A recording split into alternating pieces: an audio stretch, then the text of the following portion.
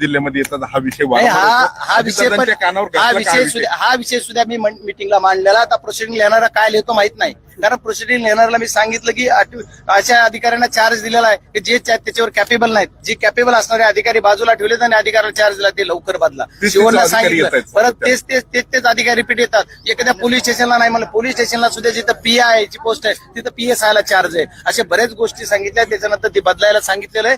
पालकमंत्र्यांनी दिलेल्या आदेशाच्या नंतर आता ते राज्याचे उपमुख्यमंत्री आहेत, मला वाटतं अधिकारी आहेत. जिल्हाधिकारी सुद्धा सातत्यानं सध्याचे पाठक हे जिल्हाधिकारी ते सातत्यानं पवारांना देणार आहेत. गैरव्यवहाराची सीडी वगैरे किंवा त्या DPDCच्या मीटिंग मध्ये तसा विषय झाला नाही. पण इथं जर कुणी DPDCच्या मीटिंग मध्ये कुणाला एकाला कॉर्नर करून कुणी बोललं तर आम्ही गप्प बसणार नाही.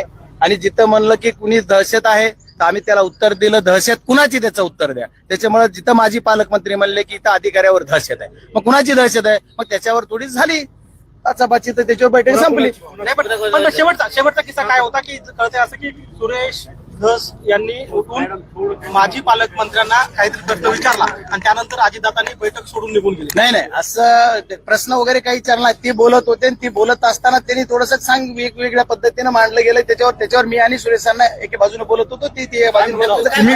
बघा, हा जो विषय आहे तो मीटिंग मधला जो विषय झाला त्याच्यात एकच विषय होता की तुम्ही जे म्हणतात ते अधिकाऱ्यावर दहशत आहे. बीडचा बदनामी करू नका. बीडची बदनामी कोण करतोय? आम्ही मर्डर करतोय का?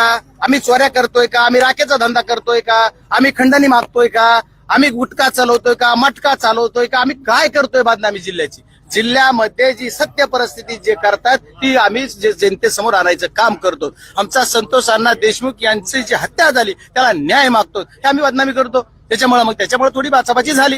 आता ती विषय मीटिंग संपलेली. संतोष देशमुख यांच्या खून प्रकरणावर काही चर्चा झाली का? अजितदादांना काही तुम्ही माहिती दिली का त्या संदर्भात? नाही.